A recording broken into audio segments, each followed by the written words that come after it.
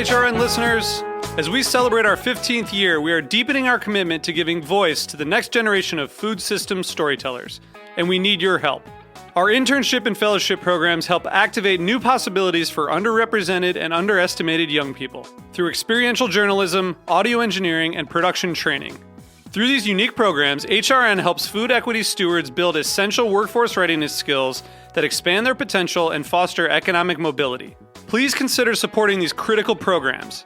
And with a minimum donation, you can be entered to win a dinner for two at an amazing restaurant in one of 8 cities and tickets to a concert at a great venue in one of those cities. We have incredible partners across the country who have donated, as they also share our passion for helping to educate the next generation of food systems storytellers. Check out heritageradionetwork.org/15 to donate and enter to win today. That's heritageradionetwork.org/15 to donate and enter to win today. And make sure you donate before March 31st. Thank you. This piece was brought to you by Roberta's, robertaspizza.com. You're listening to Heritage Radio Network.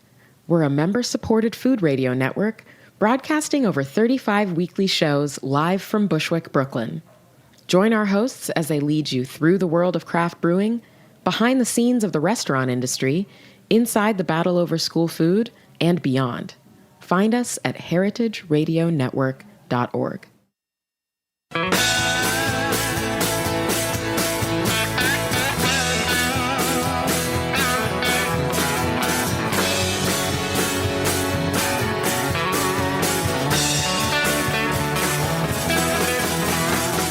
Hey, welcome to Beer Sessions Radio on the Heritage Radio Network. I'm Jimmy Carboni from Jimmy's Number 43 in the Good Beer Seal. Today is Thursday, February 13th, 2018. We've got some special guests with us tonight. Our good friend, BR Rolya from Shelton Brothers. How are you, BR? I'm good. Glad to be back. It is always great to have you on. You do such a great job of bringing in some of your special brewers. You've got so many. I think in a month you're going to have on Tool guys, right? Yep. From Scandinavia. Yeah, Jens from Tool. Yeah, and tonight you brought us the E9 guys from Tacoma, Washington. A place I don't know where it is, nor have I been there. But luckily, on the way over today, I know we ran into Alex, the manager at Spuyten Duyvil in Williamsburg. Hey, Alex. Hey, how's it going? So it turns out these guys are on their way to do a tasting at your place. Yeah, we're going to have a mostly full tap takeover and with some bottles to share. Nice. That's great. So we appreciate that you guys took the time to stop here on the way over. So introduce yourselves, the E9 guys from Donovan. Tacoma. I'm the brewer and head of sales. And this is John. Hi, I'm John Zitko. He's Owen. He doesn't want to say anything. Yeah. So he brought Donovan to talk, and John's just going to pretend he's not talking. He wants to eat pizza. He really wants to eat pizza. And then, so Alex, we're on our way to Spuyten Duyvil. It's one of my favorite. When I talk about beer bars, good beer still bars in New York, that's the place that I want to go. It's still the place that I like. I love your selection. What are you doing with these guys tonight? And then just tell me about the process. So you got some kegs, the planning for this type of event. So for the uninitiated, I don't know if you guys have ever been there before, but we're pretty old school granddaddy beer bar. We've been in the neighborhood. We're actually coming up on 15 years, which is pretty long in this neck of the woods. And it's a pretty modest little system, unlike you guys were over at the well today. That's pretty sprawling in terms of beer, but ours is smaller, a little more intimate. We only have 6 lines and a cask engine. And then we have a sizable wall of bottles. Bottle selection. Yeah. Nice. So it's nice. So we can do tap takeovers pretty easily with sort of minimal fuss.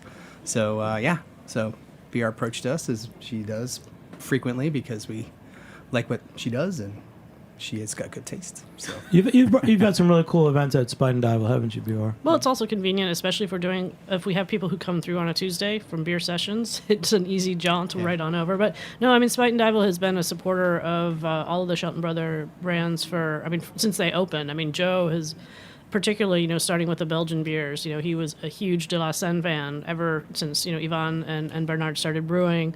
De Ranke, Mars is always on their list. So, they're not just going for some of the bigger names. They've just really go deep into our portfolio and have always been there to support us. And it's a very comfortable bar. We enjoy it. So Great. Why not? So John and Donovan, tell us a little bit about. So John, give us your backstory. So you guys, there's an old firehouse in Tacoma, Washington.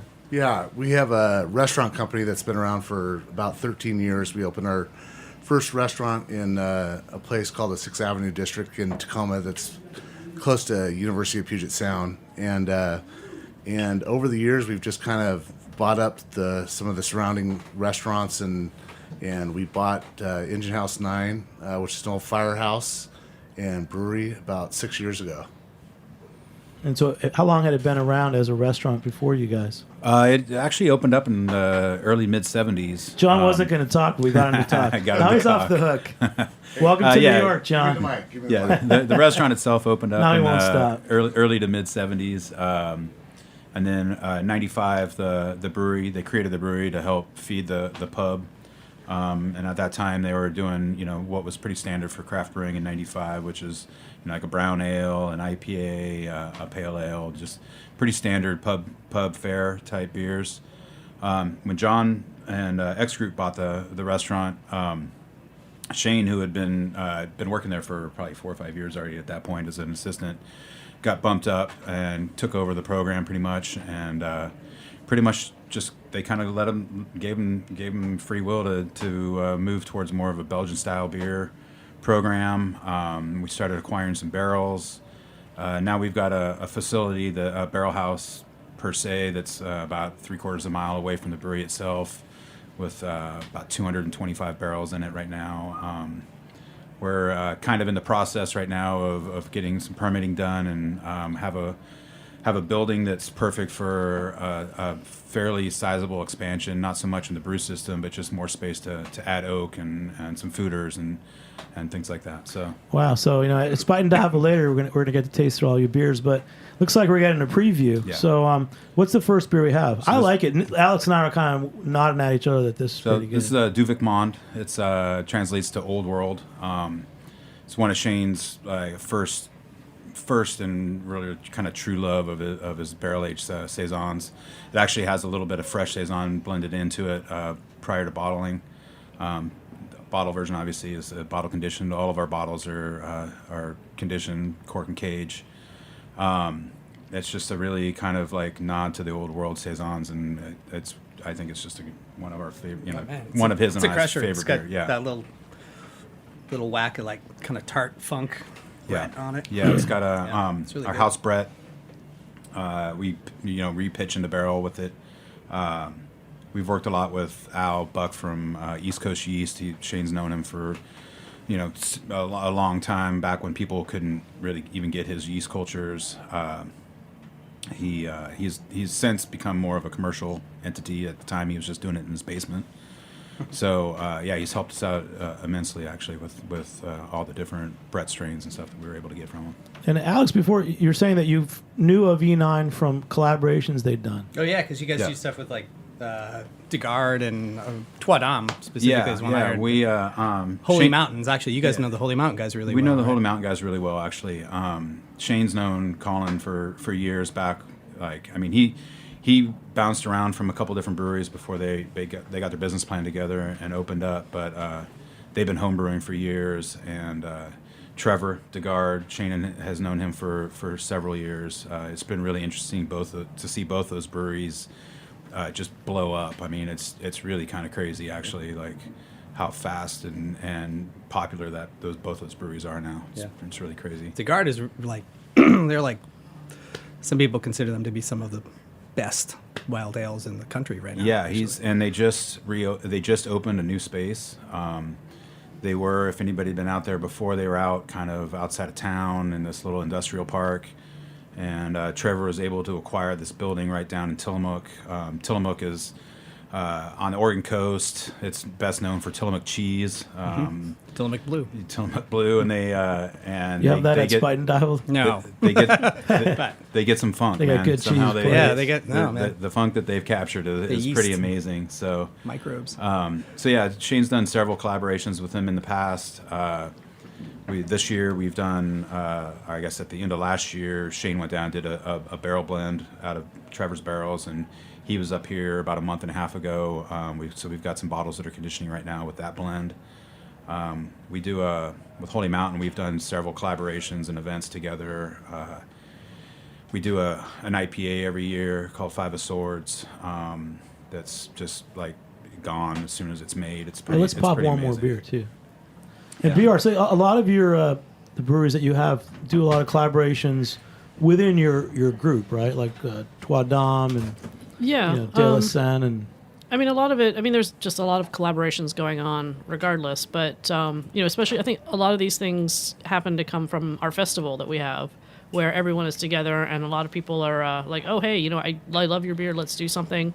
But I mean, brewers tend to be a fairly friendly bunch, and when they travel, they're wanting to go and visit these other breweries. Jordan from Trois Dames has come over here several times.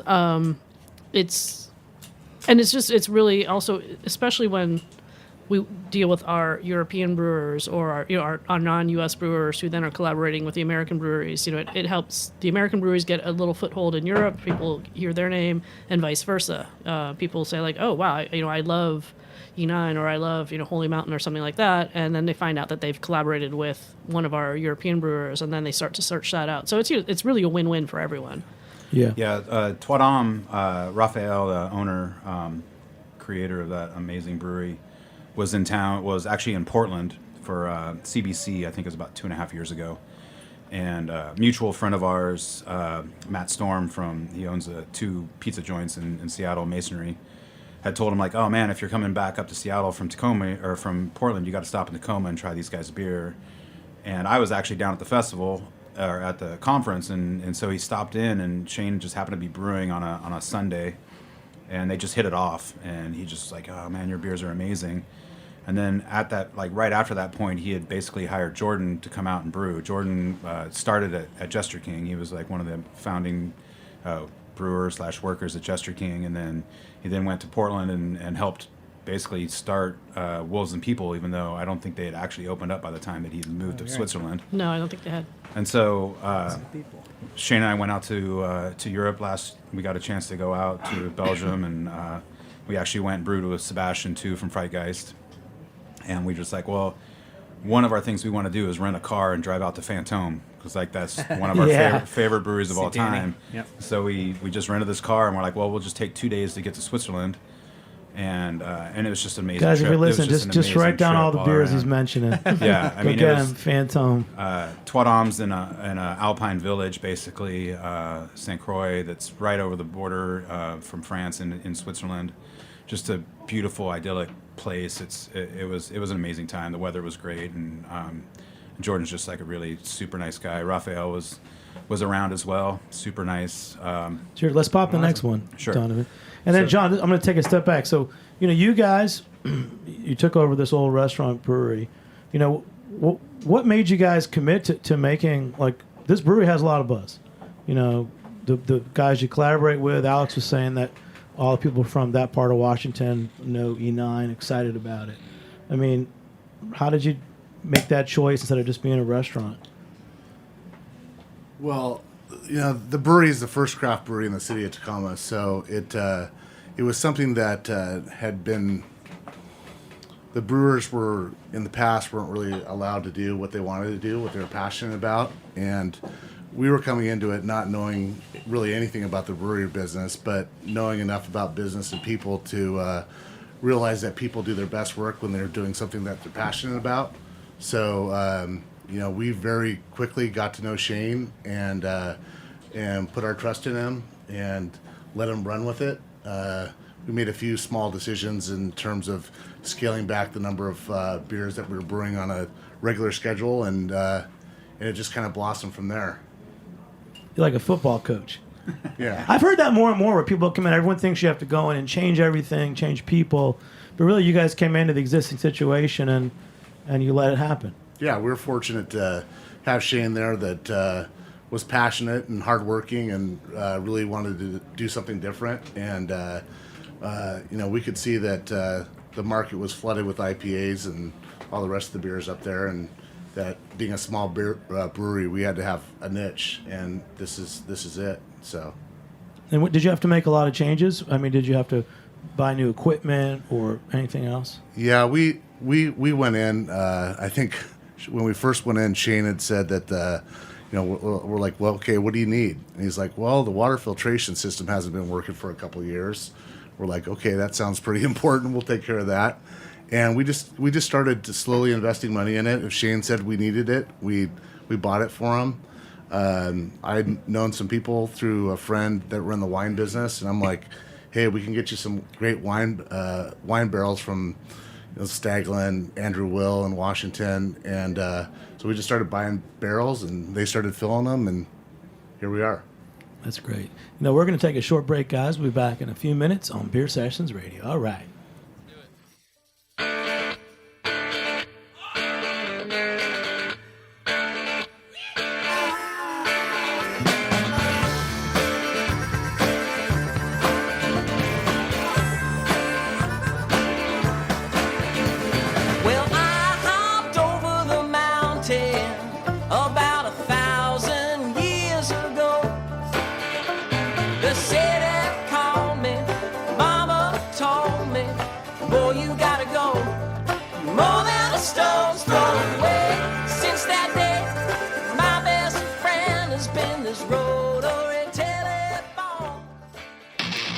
My name is Brandon Hoy, co-owner of Roberta's, a super duper awesome place.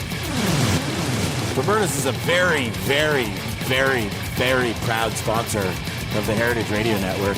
We're also super awesome. Thank you, Heritage. Thank you, Brandon Hoy. Hey, we love being here at Roberta's Pizza in Bushwick. Come listen in on March 13th, Tuesday at 5 p.m. We're going to have a special episode with Brandon Hoy and the city council member from this district, Raphael Espinal. Will be talking about Bushwick nightlife, and we'll be drinking all Bushwick drinks in the house on Beer Sessions Radio. So we got E9 from Tacoma, Washington. And Donovan, you poured another great beer for us. What is it?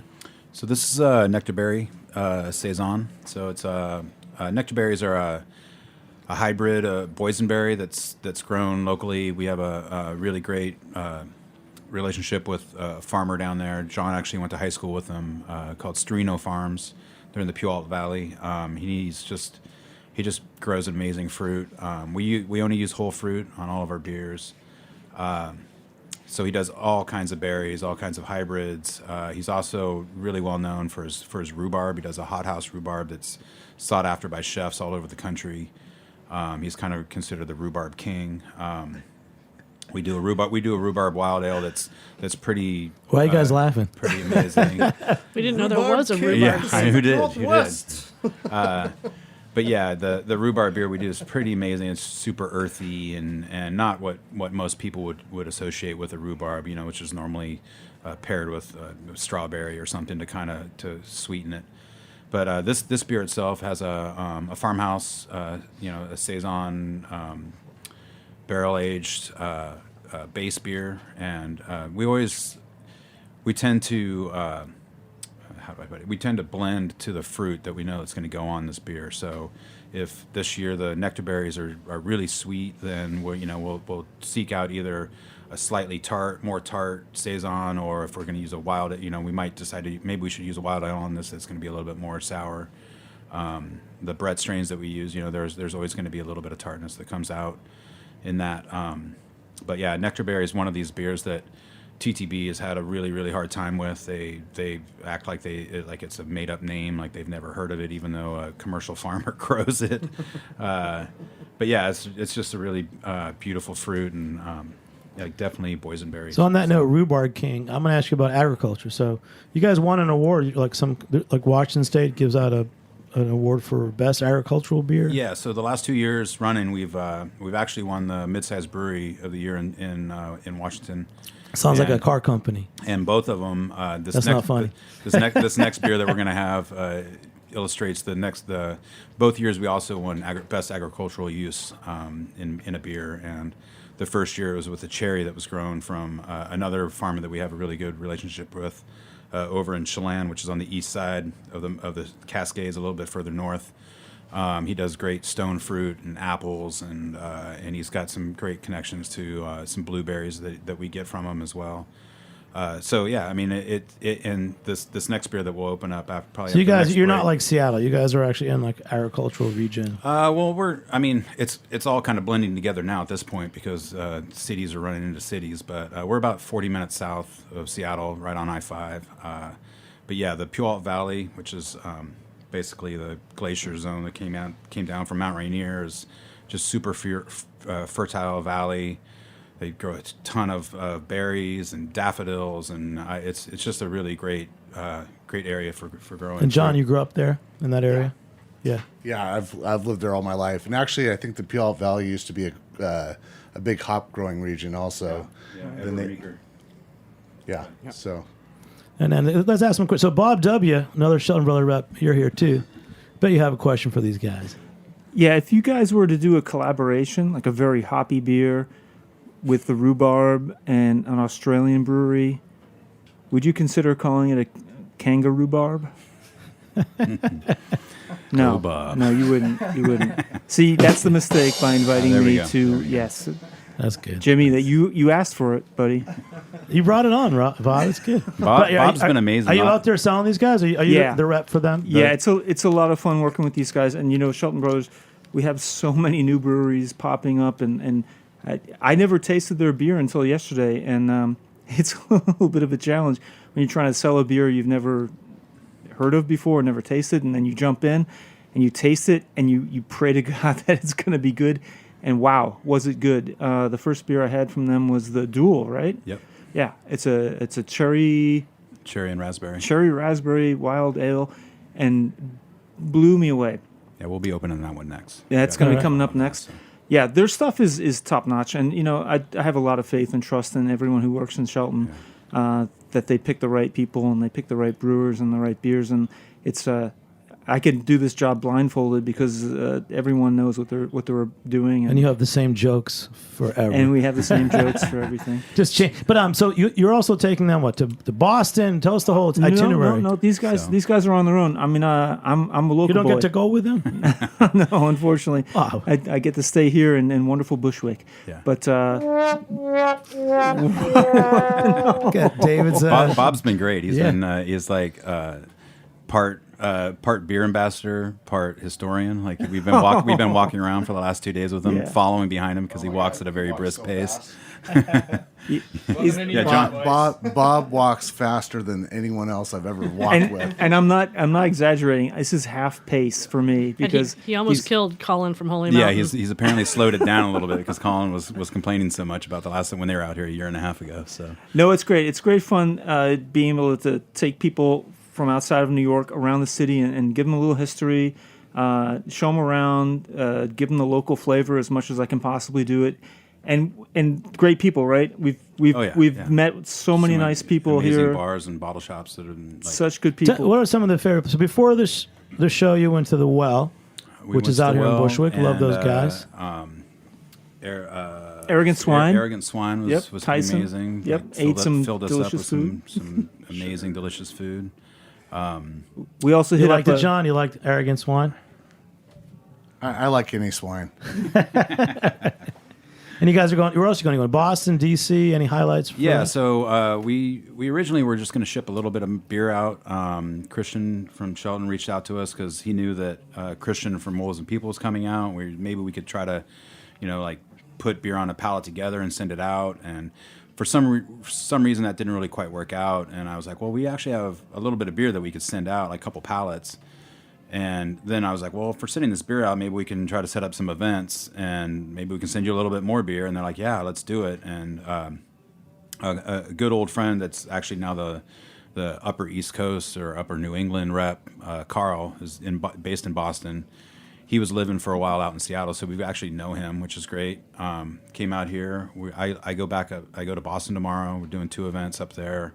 Where are those going to be? Row 34 in Deep Ellum. Deep Ellum. Bellum. And then Have you been there, Alex? I'm from the Boston area. Oh yeah. nice. Yeah, and then I'm flying down with Carl to DC, and we have an event on Saturday at the Sovereign, so that should be pretty amazing as well. So Yeah, we try to. I mean, if we get people coming over, especially to the East Coast, it's great to be able to loop them into, whether it's Philly or Boston, D.C., New York, just to try to get a little bit more out of their visits. And it's great, people. It's one thing for myself or for Bob to go into an account and we do events and say like, yeah, here's a tap takeover. People say, let's do an event with whatever brewery. But it means so much more when someone from the brewery is actually there and they can put a face to the beer and hear the backstory. We can tell it to them, but then there's little anecdotes that come out of it, and it really means a lot when you're selling beer on this level. I mean, we have a super limited amount of this that came into New York City. I want to say maybe 20 cases maximum for New York City of their beer, and some of that went to events. It really means a lot for people to say, like, I'm flooded every day with brewery reps and distributor reps, and here's the person who's actually taking the time to come from the West Coast, come to see my place and talk about their beers and sample me on the beers. And, it's a labor of love. It's hand selling at the lowest level for us just to get the people out there. Yeah. Shelton's been great for us. We reached out to him, sent a box of beer out to him probably about a year and a half ago, and they were like, well, you guys are kind of small. You're a little too small to pour that in there. A little too small to ship to all of our markets or whatever. But we can totally help you out. Like, we're about to open up our own distribution in Portland, and here's who we use in California. And I ended up connecting as well with Copper and Theory up in BC, which actually distributes all of British Columbia. Up in British Columbia, yeah. Adam is That's a far great from guy. here. We were trying to get into a farmhouse fest up there, and as most times when you're trying to get into a festival, you have to have a distributor that'll bring your product into market. And Adam had been to Holy Mountain several times, and everyone was like, yeah, he's a great guy, So we got beer up there as well, and he brings in pretty much all of the Shelton book as well. And so we were just doing that basically. We're pretty proud of ourselves. We made it all the way up and down the West Coast, and so this is just basically kind of the next step. I think that. Welcome. Glad you guys are here. Yeah. Let's talk about making the beer. So this is sours. We people are more comfortable with sours as a category. I do feel that like we should talk more about what type of sours. Yeah. You guys at Shelton have like Dry Fontaine and Oud Goose. When I have that, whichever one it is, I'm like, that's my sour. I mean, how are you making these sours? Is it a kettle sour or what's the? This is definitely not a kettle sour. Although we had a couple of really amazing kettle sours at KCBC.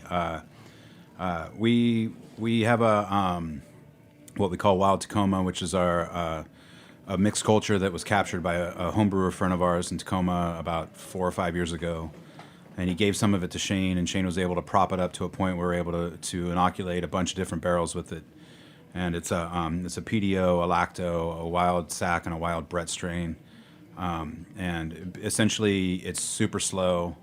But so this beer here is the dual, and this is our kind of our joke at pitting our two main farmers together, or against each other. It has Bing cherries from Rattlesnake Farms up in Chelan, and red raspberries from Storino Farms down in Puyallup Valley. So when I said kettle sour, I was setting you up, but Alex, right away you said definitely not kettle sour. Yeah, you can tell. So do you guys think that kettle sour is not as serious sour as something like Wild Ale? I think if it's done right, it's all right. It's okay. But I think that the prevailing thought in a lot of, especially startup breweries, is that, I can produce this sour in like not even a third of the time, in super fast time, and then sell it for the same price basically as a sour that's taken like. So this beer for example is a blend of 2-year, 18-month, and 1-year barrels. Yep. So obviously one of those barrels was sitting around for 2 years. It's not. Right. It's not a 2-week thing that can happen, and we use whole fruit, and I think it really kind of comes through, and it shows that. So how can you label those American beers? Like to me, a lambic style, something that I want to drink. This is Wild Ale. There's a couple years on it. Can't call it lambic though. No, yeah, but so is it lambic? What's a style for Americans? It's an American wild ale, basically. I know that Jester King and Black Project and a few other people have really tried to embrace the Belgians and said like, we can do it like method traditional or something like that. And I mean, that's fine. I don't think that the Belgians were too happy about it when they first proposed it. The Belgians said no. Some of them weren't. I mean, I know that Jean from Cantillon was like, that's sure. I mean, you have Méthode Champenoise. It's not champagne, but it's done in the style of champagne. So would you say Method Lambic? Well, that was kind of originally what they tried to call it, and that was shut down. And I think they came to some kind of agreement that it was going to be, method traditional or whatever. It's going to have some kind of symbol on their label. But it's a little frustrating, though. I guess sorry to interrupt. It's a little frustrating though, because I feel like it wouldn't have been an issue like 10 years ago. You know what I mean? Like the fact that now we have this. I mean, the number of brewers we have in the United States is exponential now compared to, and the interest in things like sours and Belgian ales and wild ales and wild mixed fermentation and all this cool stuff. They've been doing it over there for a long time, but not a fraction as many as they are here in the United States. So now that people have really embraced it over here, they're suddenly saying, no, this is how we do it. This is our thing. You guys are this is just a copy of what we've been doing for centuries. You want to call it something like what we call it, but no. Yeah, but how can you do it? They were being nice about it too. That whole argument, that whole for thing consumers with to say Jester King, I thought there's was really very well, and it was handled very elegantly, and they gave them a lot of respect, of respect to the Horus people. But it was up to them. What do you think, BR? I mean, I feel like we have to go beyond just calling things sours. And I was hoping to have that conversation today. I mean, it's tough, but I mean, for the consumer, and there's also so many degrees of sour. There's the kettle sours. There are the breweries that, they just want to have a sour in their portfolio, and that's all it is. It's 100% sour. There's nothing else to it. Well, and I think it can be kind of confusing at times as well. I think that a lot of people just assume that if it has bread in it, that it's going to be sour, which is not the case at all. You get something with a nice Brett C that's fermented out, and it's fruity. It's farmy and barnyardy, but fruity and slightly tart, but it's not a sour. So it's. I encounter this, through beer judging for homebrew, where everything is, they've really gotten it down to a style, and people say, my beer is just something I like to drink. I don't want to pigeonhole it in a style, but as a consumer, I want to look at a bottle and say, oh, you can't just tell me it's some crazy made up name you made, because I have no idea what that means. Yeah. At least have just some guidelines of if you say it's an IPA, I have an expectation of what it's going to be. If you say it's a Goza, I kind of know what it's going to be within a certain parameter. So. It should, it would be nice to get some sort of standardization. I don't see that happening. There's times as well, like we don't enter a whole lot of competitions, but there's times as well where we'll enter, and we'll sometimes enter the beer into a category that it is clearly a Brett beer, but we'll enter it into something else that because we feel that the judges themselves are not going to base that. It's a really kind of cloudy thing, it's. Not as cloudy as hazy IPAs, but... Awesome. Hey, we're almost done, but we got another session. We'll be back in a few minutes on Beer Sessions Radio. All right. Thanks.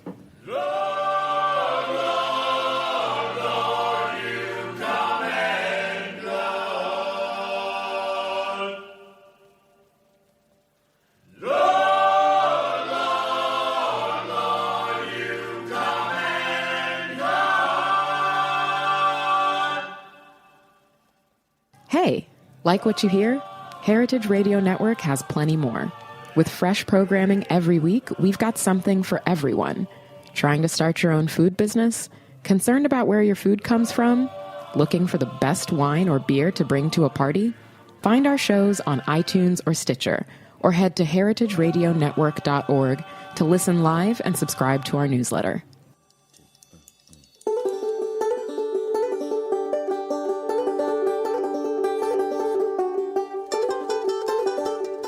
Hey, welcome back to Beer Sessions Radio on the Heritage Radio Network. Check us out, heritageradionetwork.org. If you're listening now, it means you're listening live. But for the rest of you can tune in on Stitcher, also at Heritage Radio Network, and now we're on Spotify too. So usually the next day everything's posted. So, but Spotify is kind of exciting, and we're episode 421. You probably got 50 episodes with BR from Shelton Brothers and all their crew. And I remember a few years ago you brought on the guy from Trois Dames. Yeah, Raphael. And we're going to taste his beer now. It's funny, Donovan, because he said that at the time, the beers he was making for the home market were like IPAs. Yeah. And that only the real market for these sours was export. Well, I mean, IPAs for Switzerland was completely new. I mean, we see this with a lot of our European brewers where some of these more, the style, especially particularly IPAs, have become extremely popular in Europe. And that's something that's, they're used to a lighter Pilsner or a lager. So that was unique to them, a stout. blonde ales are always going to be popular in the European countries. That's pretty much every brewery like we would have in the U.S. Everyone does a pale ale, IPA, stout. They're doing their traditional blonde ales. But yeah, we love the beers that Raphael has done. He's been working with fruits from local orchards and local vineyards. He's got his saisons that are fermented in part by the yeasts that are on the grapes. Really doing. I mean, it's pretty unique for a Swiss brewery. For most, I mean, you've got Franche-Montagne also. But Switzerland doesn't have a really big tradition of doing sour ales. Yeah, I think originally when Raphael got Jordan to come out, I think the goal was to actually have in Zurich or something, have like a barrel house that was going to be like a separate entity. And for some reason or another, it didn't actually happen. And Mitty was like, well, I've got this like kind of cool barn that's like right on the backside of the, there's kind of a barn-esque building that's on the backside of the brewery. And it's like, we just call that the chalet, and you can do all your crazy wild beers in it. And this beer is amazing. This is the Sauvignon. This is probably the first batch, or I'm assuming, or maybe did it come in? No, it's not the first. Second No. one? Okay. I think it might be the second. And let's talk through the nose. The first, you want to do it, Alex? Yeah, Bob. we brought it through a couple, maybe last year. There's a really interesting sulfuric note, which reminds me of Hansen's Goose, Yeah, which it's is definitely a super goosey. rare, Yeah. super rare in And that in almost any beer. Diesely petrol, which you Right. get in a lot of those traditional Belgian lambics. And by the way, speaking of sulfur, way off topic, but not that off topic. If you ever go to Oxbow Brewery, the brewery, not the blending room, up in Newcastle, Maine. Oxbow beer too. You brought an Oxbow beer. So if you ever do go to the actual brewery, Spuyten Duyvil. ask to try the tap water, the water from the well, because it has an incredibly interesting sulfuric note that doesn't transfer to the actual brewed beer. But when you drink the well water, you get sulfur out And of it. they, It's and like they don't sulfur filter spring. it. We were So asking Bob, about that. what is that? It's natural sulfur that's in the. What does it smell or taste like? With the sulfur, it's like slightly like rotten eggs, but not. In this case, not terribly rotten eggs. I think this would be considered that kind of barnyard funk, the horse blanket, or No, is not it horse common? blanket. No, She's a horse rider. That's my mission. I've never get away ever, from horse blanket. I've never smelled a horse blanket Yeah. that Goat- smells goat like sweat. beer, and vice Goat versa. sweat. Goat sweat. Yeah, That's another a one good where we live in a time where none of us grew up in agricultural counties except for Tacoma, Washington. How do the rest of us describe these barnyard smells? That's Well, I one think for Bob. for barnyard later. covers it in some senses. Yeah. I mean, an animal. There's sort of an animal muskiness. musty. Yeah. Yeah, It's got a certain fecal quality. some do. Isn't that an alchemist beer? That was The thing I like about this beer though is that it's got Bob. this Your jokes are better than intense, mine. like not fresh apricots, Yeah, but like apricot peach kind of peach, but like almost like a stone fruit. dried, like most dried apricots they usually use sulfur to help dry it out. I mean that's part of the preserving agent. So if you ever eat like dried fruit out of a bag, like it's got that. Yeah. It's like the totally spot on weird thing. Yeah, it's amazing. Such a cool Cheers beer. to that. Cheers. And then again, you said it's a lambic-esque beer. So again, this is from Switzerland. They can't call it a lambic. What should they call it? Is this a method traditional? Well, Sauvagnon means wild one. Essentially, a wild. Well, means female. Beer is female, so a wild one. As a nod to a bière sauvage, which would be a wild ale, wild beer. There also Trois Dames is located in the Jura Mountains, so you can call it Jurassic beer. Think that's funny, but John? Where's that rim shot? Jurassic beer. Ba-doom-tsh. Now we're all mellow. Doesn't This is- Jerome call some of his beers Jurassic beers from BFM? What's that? Oh, I don't know. You Yeah. guys know BFM? I haven't met him, but Franche. they've got some amazing label art. They're like their little, warnings that they put on their labels are. So Donovan, so who pretty else? incredible. Like your beers are great, promising, really like them. Are there other breweries that you want to meet, that you want to work with, guys you look up to? Oh yeah, I mean, our trip to Europe last year was although it was meant to go brew with Sebastian from Freitgeist in Germany and to eventually brew with Jordan down in Switzerland. We just really wanted to go check out all of our favorite Belgian breweries, So obviously Cantillon, Drie-Fontein, and we actually were able to get into Tilquin when he's only open for a couple hours on a Saturday. the kind of amazing thing, though, is that at every one of these places you go in, and the tasting room is full of Americans and or English beer geeks, and it's just kind of like a crazy thing. We walked into Tilquin, and there's like 5 people sitting at this table, and they all kind of turn to us, and they're like, "Are you beer geek or are you a brewer?" You know, and like I guess that's just one of the 2 things you could be if you make it out there or something. And I was like, for the longest time, these Yeah. places didn't have Yeah. a lot of. Well, I mean, Tilquin is newer, but you know, the local people would come by. Maybe, I mean, Kentian was a taste. I don't even know really if there was many people in the tasting room. I'm not sure even how long he's had that. Yeah. I'm sure people could come by. People could come by and buy it. Locals could come by and buy the beer. But in Europe, in general, for the older breweries, tasting rooms really aren't a thing. Like you just don't go and there's gonna be a tasting room open from 4 to 8, and we'll go by. It's very rare to them. It's like a bakery or a butcher shop. You go in, you might buy to take it home, but not to go and actually sit and see the process. It's just another producer of something you eat or drink. When we were out at Tilquin, it was basically these 5 people that had taken a number of trains and buses to get out, because it's about 15 miles out of Brussels, out in the boonies, basically, I guess you say. And then there was people just kept coming up and like buying like 8 cases of beer, you know, and like I don't know if they're from restaurants or if they're just they buying it for their own production or for their own consumption, but it was definitely like this is the window that you have if you want to just come and buy the beer and take it to your restaurant. And but yeah, and then Fantôme was just a whole nother level. I mean, that the brewery itself is just crazy, and it was closed. The tap room was closed because he had an exploding water heater or something. There was some sign that we couldn't read, and we were super bummed, you know, because we'd driven all the way out to go see it, and we noticed that the door was ajar on the side of the brewery, and it just kind of like poked our head in, and thankfully Danny was there, and he like brought us in, and you know, and like opened up his tap room and tasted us on some beers and talked to us, which is great. I mean, I've heard such crazy stories about that guy, so it was just like one of the most like. John, do you usually get to travel, or does Donovan and Shane do all that? No, Donovan and Shane do all that. Yeah.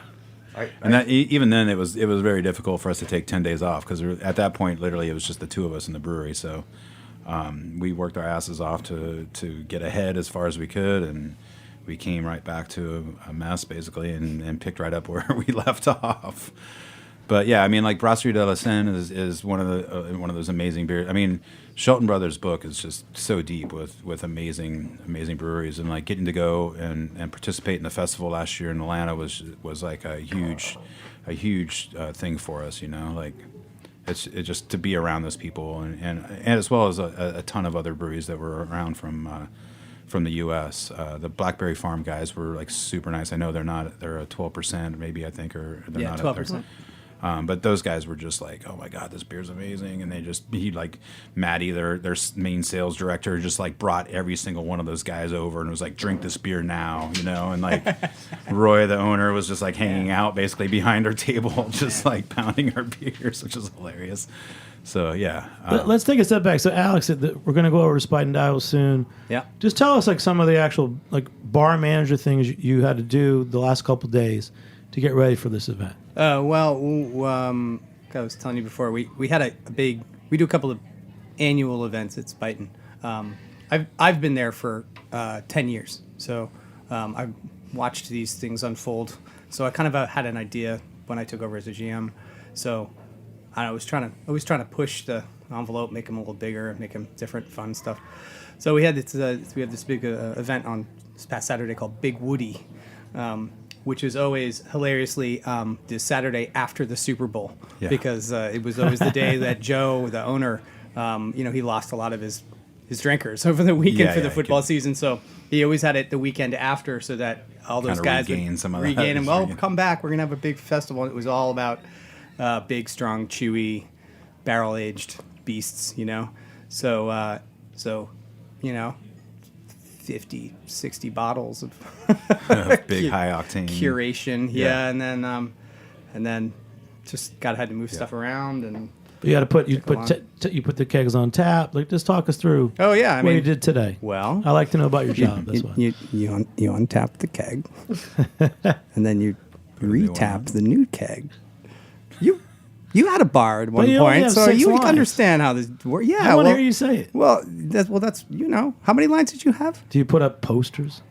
We do put up posters. We don't have any posters for this one, unfortunately, because We weren't asked to provide posters. because we didn't ask to provide them. Well, I just wanted to make mention. Thanks. Jimmy, you mentioned earlier, and I didn't realize it. 15 years. 15 years. It'll be 15 years in, I think, September. Wow. So Spuyten Duyvil 15-year anniversary. I heard that's like the Roy Moore anniversary. Bob, you're good. Too soon, Bob. Best line of the night was the Rhubarb King. I think Rhubarb King was the Kangaroo line. Bar Bob over here. All right, so back to Donovan and John. You guys came all the way from Tacoma, Washington. Last thing. Yeah. So E9, it was an old firehouse. was What an are some old- of the it's on the historical historical- details, if I'm out there in that part of Washington, that would make me want to come in and check out your space? I mean, the space itself is pretty magical in a way. When you walk in the restaurant, there's a kind of a wall that separates the bar from the restaurant, and it's separated by these posts, and essentially those were the stalls that the horses were in. And one of my first, probably the first week I was there, the small little offices upstairs, I was going up these stairs, and I'm like, why are these stairs so crazy? This is nuts. It seems like they're all completely sized, and someone's like, well, so the horses couldn't get up. If a horse got loose, it wouldn't physically be able to get up these stairs because they didn't want to have to deal with getting a horse back down the stairs. Oh, if it was insane. even stairs, the horse would go. You know, I guess horses, it Is that a first world problem, kind of or- corkscrews around, and it's just like this thing. All right, well, that's a pretty amazing fact to know. And then, but yeah, it's just a really cool looking building. It's got this giant horse chestnut tree out in the beer garden. That's been there forever, as far as I know. I mean, as long as the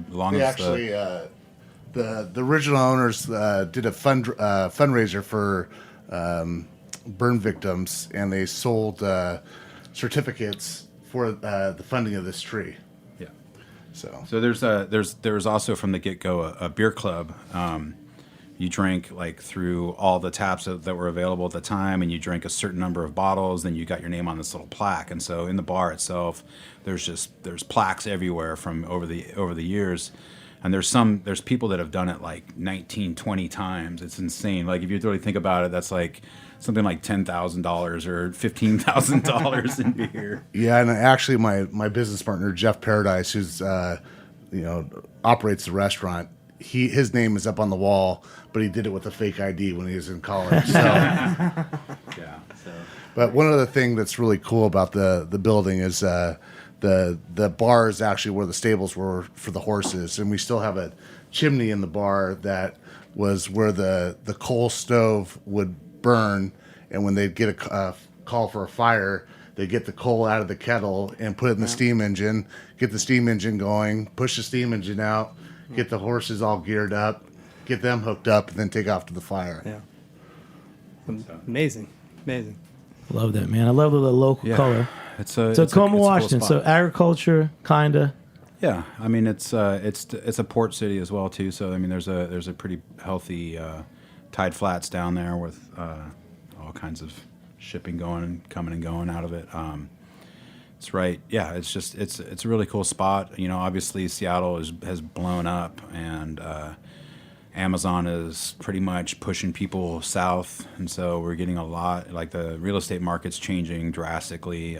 Not so much for the better, but the town's, I think, looking better and doing better financially, which is cool. Yeah. Great. We're gonna wrap up. Let's do the last question. Anybody have a question they want to ask of the group? I was going to ask you about, generally speaking, about how you guys are doing with the fact that you're working in a ostensibly a brew pub, right? Yeah. I mean, so we were talking about you're in the 90s.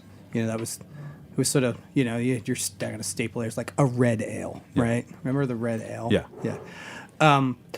It's the Rowdy Dick Amber now. It's Rowdy and Dick were the last two horses that were basically there. So, Awesome. So the Amber that was given Shane when I began brewing. Shane was like, "Here you go.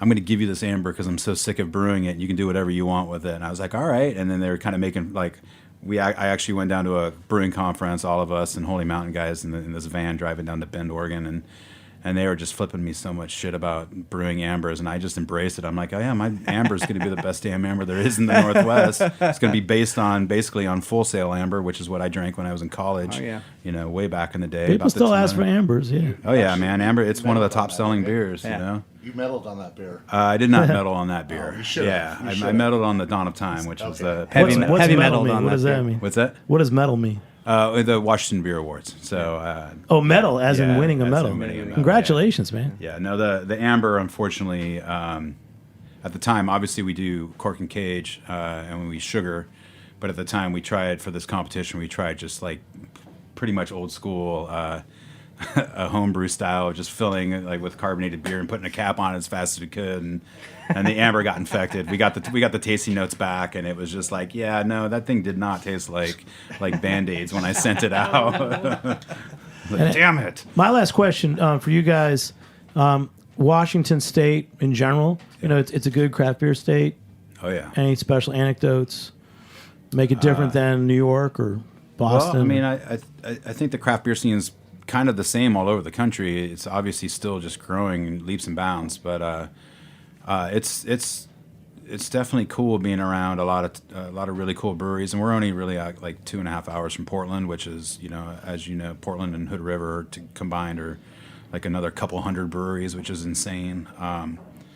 So yeah, I mean, I've always felt like brewers are a little bit more cohesive together. When you go to a brewing conference like that, it's like people. There's about 10% of them that are kind of assholes, and everybody kind of knows it, but the other 90% of people are really just like tight and really like willing to share information and do stuff like that. So in that sense, I think like the brewing scene is really kind of a good cohesive scene together. So That's great. Well, we're going to wrap it up. I want to thank you guys for coming out. Go around the room, everybody, say your name one more time. BR Rolya with Shelton Brothers Importers. Alex Zolli. I'm at the GM at Spuyten Duyvil in Williamsburg. James Bob. The rhubarb king of New York. Donovan Stewart, brewer and head of sales at E9. John Zitko, E9 Tacoma. We got him on the air. This guy wasn't even going to come on the air with us. I love you. I'm Jimmy Carboni, and want to give a big shout out to New York City Beer Week coming up. Support the opening bash, which you can get at the Beer Week website. We are moving our annual New York City Brewers' Choice event to July, and we're supporting the opening bash. Also, check out our Brisket King NYC event. Tickets are going on sale, and there'll be more information. Big shout out to our producer, Justin Kennedy, engineer David Tadashore, and we'll catch you next time on Beer Sessions Radio. All right. Woo. Cheers. People.